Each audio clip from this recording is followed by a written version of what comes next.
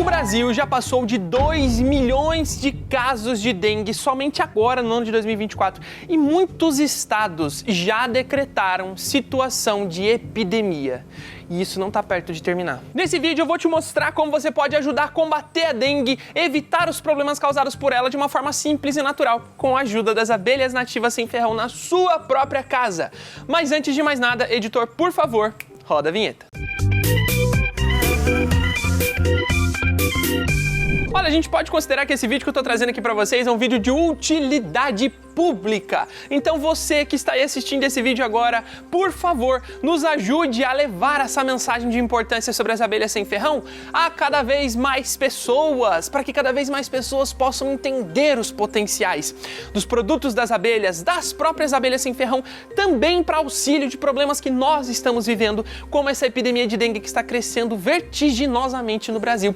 Então, por favor, clica no botãozinho de compartilhar aqui desse vídeo, manda pro seu grupo do WhatsApp da família, manda pro grupo do WhatsApp da igreja, manda pro grupo do WhatsApp dos seus amigos, manda pros grupos de meliponicultura que você conhece para que eles conheçam as abelhas sem ferrão de fato e toda a importância que elas têm para nossa vida, para nossa biodiversidade e para a sobrevivência da humanidade, não só aqui no Brasil, mas também em todo o nosso planeta. Eu conto com a ajuda de vocês, as abelhas contam com a ajuda de vocês. Ah, e se você não estiver inscrito no canal ainda, clica no botãozinho de se inscrever aqui embaixo que eu vou ficar muito feliz de ter você aqui com a gente na nossa comunidade de abelhudos do YouTube. E eu quero começar falando com vocês sobre 3 coisas muito importantes: as mudanças climáticas, o desmatamento e a dengue. Apesar de não parecer, essas 3 coisas estão totalmente interligadas entre si. E é justamente isso que está fazendo com que os casos de dengue no Brasil estejam se multiplicando com tanta velocidade. Para a gente entender o porquê que essas questões estão interligadas, a gente precisa entender o que é de fato e de onde veio o mosquito que causa esses problemas, o famoso Aedes aegypti. Bom, os mosquitos em geral, tanto as moscas quanto os pernilongos, eles, assim como a maioria dos animais, teve uma origem apenas: as florestas, as matas, onde eles encontravam subsistência, onde eles encontravam alimento. No caso dos mosquitos transmissores de doenças para nós humanos, como a dengue, zika, chikungunya, febre amarela, o Aedes aegypti, por exemplo, eles têm a sua origem dentro também das grandes florestas. Afinal, vamos pensar de onde vieram os animais antes de nós começarmos a construir as cidades. Os ratos não vieram das cidades, as baratas não vieram das cidades, as moscas não vieram das cidades e os mosquitos também não vieram das cidades. Em seu meio natural, na floresta, na biodiversidade, os mosquitos cumprem um papel muito importante, mantendo também as populações de animais controladas. Cada ser tem sua importância. Em seu meio natural, os mosquitos que transmitem as doenças para nós humanos, eles consomem o sangue de outros mamíferos presentes na natureza, como por exemplo aqui para o Brasil, as antas, as pacas, as capivaras, as onças. Qualquer mamífero presente na região de alimentação desses mosquitos é utilizado por eles para consumo do seu alimento e, consequentemente, é alvo desses mosquitos também na proliferação desse tipo de problemas. A grande questão é que nós humanos começamos a desmatar o meio ambiente para implementar, para construir as nossas grandes cidades. E à medida que as grandes cidades iam tomando conta das florestas, os mosquitos que até então viviam nessas florestas tinham suas populações mantidas sob controle e acabavam infestando os mamíferos desses locais, como os vírus, causadores da dengue, da zika, da chikungunya. Eles começaram a migrar para as grandes cidades. Afinal, assim como as baratas, os ratos, as moscas, eles encontraram nas grandes cidades uma importante fonte de alimentação. Nós, seres humanos, nós somos mamíferos muito próximos dos mamíferos que eles utilizavam no meio da floresta, como os macacos, por exemplo, para consumo do seu alimento. Nós temos um sangue muito parecido, nós temos quantidades de nutrientes, sais minerais, quantidades de ferro no nosso sangue muito próximo dos mamíferos que esses mosquitos utilizavam para sua alimentação no seu meio natural, nas florestas. Ou seja, eles encontraram na cidade um ambiente mais quentinho, um ambiente cheio de alimento, um ambiente relativamente mais seguro, com menos predadores naturais, e começaram a se multiplicar nos grandes centros urbanos. Afinal, o que eles utilizam como vetor de multiplicação, como a gente já sabe, são as poças de água parada. E me conta um lugar que tem mais quantidade de água parada, se não ferros velhos ou quintais cheios de potes, qualquer recipiente que nós humanos criamos e que estão disponíveis nos centros urbanos. Então tinha tudo que o mosquito precisava, um local para se reproduzir, um clima favorável para sua reprodução, alimento disponível para sua reprodução, para sua sobrevivência. E isso fez com que as populações de mosquitos em centros urbanos crescessem cada vez mais. E com isso a transmissão destes vetores de contaminação para nós humanos cresceu cada vez mais. Tudo está interligado. O desmatamento então desloca os mosquitos para os centros urbanos. A ocupação desenfreada da urbanização nas grandes florestas desloca esses mosquitos para os centros urbanos. Na busca por alimento, eles encontram em nós seres humanos uma incrível fonte de recursos para sua alimentação. E isso tudo ofereceu ao mosquito as condições ideais para se proliferar e começar então a causar danos a nós mesmos, que começamos todo esse processo. Mas Gabriel, onde as abelhas sem ferrão entram nisso tudo? Onde as abelhas sem ferrão entram na dengue? Onde elas entram no combate ao mosquito da dengue? Eu não consigo entender como elas podem usar. É muito simples. Em tudo. As abelhas são animais fundamentais para manter toda a cadeia da biodiversidade equilibrada. Elas polinizam as plantas, gerando os frutos. Esses frutos, quando consumidos pelos animais, mantendo esses animais alimentados, geram as sementes que são excretadas por esses animais. Essas sementes germinam e geram mais plantas para o meio ambiente. Essas plantas crescem e se transformam em mais florestas. As florestas oferecem local para a sobrevivência de mais animais, como por exemplo os predadores naturais do mosquito, e com isso nós diminuímos a quantidade de mosquitos disponíveis no nosso meio ambiente. E isso não é coisa da minha cabeça não, tem estudos que mostram que a presença de florestas próximas às grandes cidades ou de manchas verdes, de pequenos redutos de biodiversidade ou de parques dentro das cidades tem potencial para redução da quantidade de mosquitos proliferadores de problemas como a dengue, por exemplo, no meio de centros urbanos. E isso é causado por dois fatores principais. O primeiro, as florestas atraem os mosquitos para sua reprodução, por eles encontrarem lá um ambiente realmente propício para o seu desenvolvimento,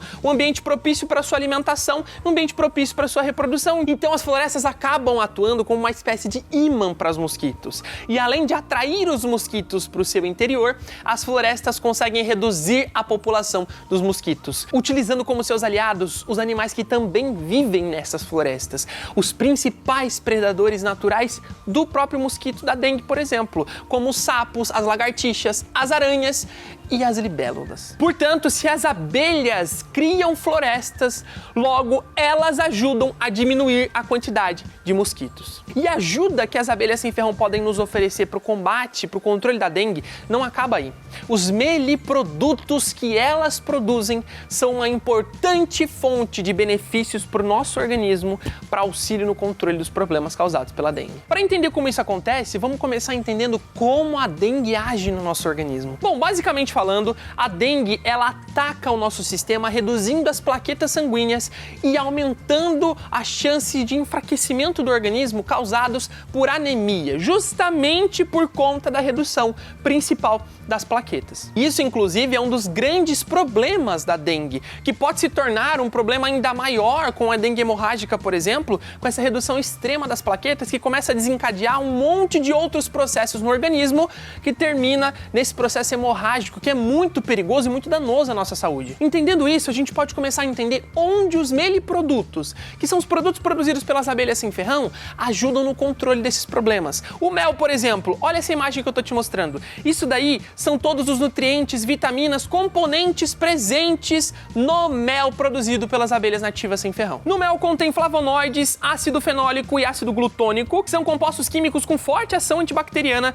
e em especial Haemophilus influenzae, justamente a bactéria responsável por infecções respiratórias. O mel também contém vitaminas dos complexos B e C, e essas vitaminas acabam dificultando a oxidação celular e participam da regulação do sistema imunológico do corpo, ou seja, essas vitaminas, além de prevenir o envelhecimento precoce, elas podem ajudar a elevar a imunidade. E isso é um ponto muito importante, porque a elevação da imunidade auxilia no controle dos problemas causados pela dengue. O mel também contém triptofano, um tipo de aminoácido que estimula a produção de serotonina, que é o neurotransmissor responsável pela sensação de prazer e bem-estar. E não acaba por aí. O mel também contém cálcio e ferro, que são fundamentais para a saúde dos ossos e prevenção da anemia. Lembra que eu falei para vocês que é o principal problema causado pela dengue?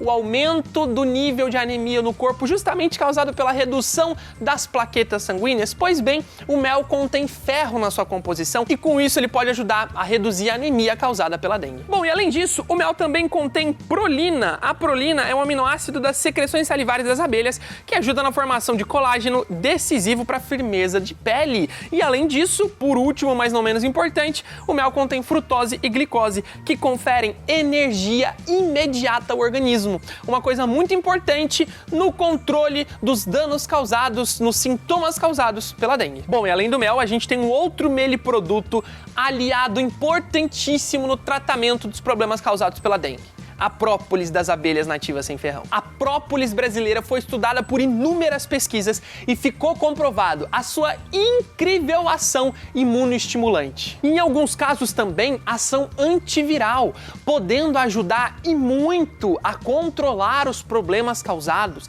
a controlar a dispersão do vírus da dengue no nosso organismo. E ainda falando sobre meliprodutos, eu tenho que dar um destaque especial a 2 meliprodutos muito importantes, produzidos por uma espécie de abelha nativa sem ferrão chamada popularmente de abelha mandaçaia. Tanto o mel da abelha mandaçaia quanto a própolis da abelha mandaçaia em pesquisa tiveram um destaque incrível com relação às suas propriedades medicinais agregadas. No caso do mel, um ganho de potencial energético maravilhoso, presença de ferro, o mel rico em frutose e glicose, além disso, o mel que tem propriedades antibacterianas, fungicidas, e no caso da própolis, uma própolis que tem propriedade antiviral e principalmente uma propriedade imunoestimulante e antioxidativa fantástica. Em conjunto, esses 2 produtos podem não só auxiliar, mas ajudar e muito a controlar os problemas causados pela dengue. E esses estudos que estão aparecendo para você agora são os estudos que comprovam essas ações medicinais da geoprópolis, do extrato de própolis e do mel produzido pelas colônias de abelha mandaçaia. Então isso não é coisa da minha cabeça, isso é coisa que a ciência comprova. Produtos que são equiparados às principais própolis e os principais méis medicinais disponíveis em todo o mundo e que estão aqui, ó, disponíveis para que você, brasileiro, aproveite o melhor que o nosso país tem a oferecer. Não só como sabor, por exemplo, com o mel da mandaçaia, mas também para tratamento de problemas de saúde, como o extrato da própolis da abelha mandaçaia, a Melipona quadrifaciata. E esses 2 produtos que estão na nossa loja, o mel e a própolis da abelha mandaçaia, que são justamente esses que estão aqui na minha mão, ó, eles compõem o kit Duo Saúde Abelha Mandaçaia. Esse kit aqui está disponível na promoção na nossa loja Emporium, justamente para facilitar para as pessoas que querem ter acesso a produtos de qualidade produzidos pelas abelhas nativas sem ferrão, para ter uma experiência única de sabor e também propriedades medicinais fantásticas para ajudar a atravessar esse momento que a gente está vivenciando agora. Por isso mesmo, se você tem interesse em adquirir o seu kit Duo Saúde Abelha Mandaçaia, clica no link que está na descrição e nos comentários desse vídeo e vá até a Emporium garantir os seus 10% de desconto na compra desse kit exclusivo, para não só ajudar a sua saúde, mas também ajudar a salvar as abelhas nativas do Brasil, valorizando os produtos que elas produzem e dispersando a meliponicultura consciente Brasil afora. Viu só? As abelhas sem ferrão são importantes para tudo. Mantenha as abelhas vivas que você vai manter as florestas de pé. Mantenha as florestas de pé que você mantém a biodiversidade equilibrada. Mantenha a biodiversidade equilibrada que você vai manter a humanidade a salvo. Criar abelhas sem ferrão não é só ter uma colônia de abelha na sua casa, ter uma fonte de renda, ter um mel medicinal ou ter um hobby prazeroso. Criar abelhas sem ferrão é garantir um futuro para a humanidade. Por isso, priorize e valorize as abelhas sem ferrão nativas brasileiras. Priorize e valorize as abelhas que formaram o Brasil antes mesmo da chegada de nós humanos.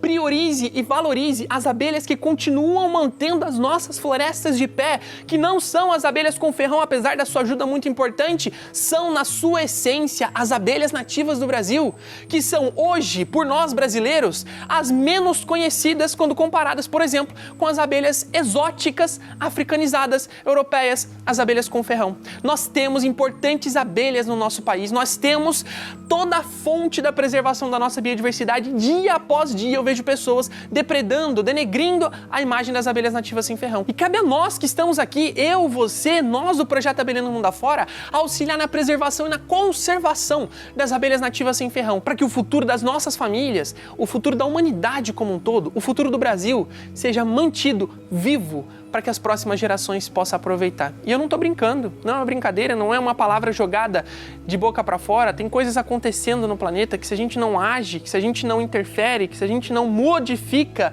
os nossos pensamentos, a nossa forma de agir, a nossa forma de lidar com essa situação, se a gente não para dedicar atenção a este problema e simplesmente diz que isso não é nada, isso não vai causar nada, isso não vai ter nenhum problema, isso não vai gerar nenhum problema, a gente acaba aceitando o nosso próprio fim.